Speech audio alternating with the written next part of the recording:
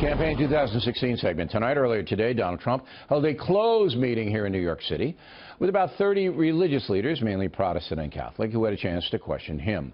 With us now here in the studio, Pastor Robert Jeffress, who emceed that meeting. First of all, why no press? Well, the Trump campaign didn't want people coming feeling like they were poster children for the campaign. They wanted them to be able to speak freely. So I think it was the right decision to make. Okay, so they didn't want to politicize the Q&A. That's right. With the religious people. Were they all clerics?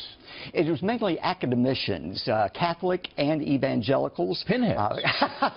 Well, I was the MC. I'm not going to put myself in that category. Okay, so it was theologians then? It was primarily. Theologians, but right. They were talking about, Bill, something very practical, and that is their concern about the diminishing of religious liberty due to the pursuit of the secular progressive agenda. They feel like it's being crammed down the American public's Give me an throat. example of how some questioners feel that religious freedom is being diminished. I'll give you 3 examples. The Little Sisters of the Poor being sued by the federal government. Got it. A high school football coach being fired because he prays voluntarily before a football game. Okay. And then they talk about in Christian colleges, not secular, Christian colleges, Title IX telling you that you have to allow men who are confused about their gender into the women's showers. Those are all examples where you have an out-of-control court system and federal government that is really diminishing religious liberty. Did all 3 of those examples come up in this? Yes, every one of them and many more. And what did Trump say about that? Look, Donald Trump believes the remedy for all of these problems is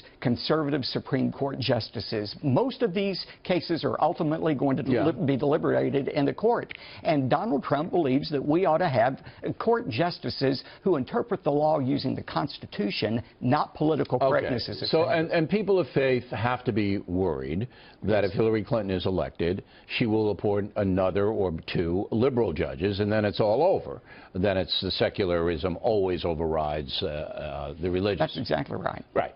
So therefore, that some religious people are willing to overlook Donald Trump's personal profile. Right. And I'm not casting aspersions at Mr. Trump, but he's not a very religious man. He's not a doctrinaire religious guy. Did that come up in the meeting today? Did the religious folks, the theologians, question Trump about his personal lifestyle? They didn't. But no question came up with him present. But I went ahead and broached the subject in my closing remarks. What'd you say? And I said, with him seated to my left, I said, look, I am not going to choose Donald Trump necessarily to be my child's 3rd grade Sunday school teacher. But that's not what this election is about. We're looking for somebody who can reverse the downward death spiral of this country.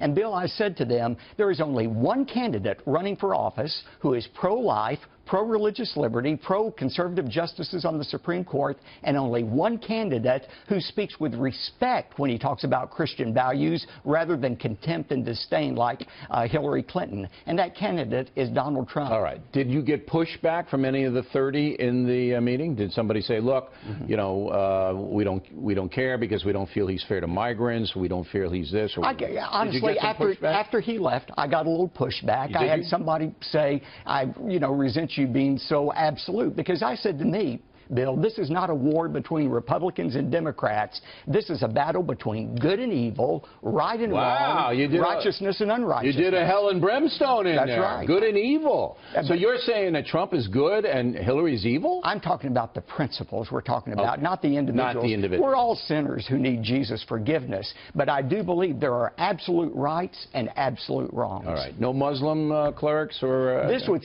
Catholic and evangelicals, but I do know his campaign has reached out to the Muslim community. Jewish people? Well. Not in this meeting, but there have been other meetings where they've been in. In fact, a year ago, I was up there at Trump Tower, and we have some Jewish folks there for that. All right. Final question. Trump needs the evangelical vote. Many of those people stayed home, didn't vote for Romney. That's right. Because he was a Mormon. That wasn't fair. Do you think they're going to come out, the evangelicals? You get an indication of that. I believe they are, Bill. I think that you want them to. But I want them to, but from what I'm sensing, and I've talked to thousands of pastors over this last year, I really do believe they think this is the last opportunity to turn this country around. All right, Pastor, we appreciate it. Thank you very much for coming in.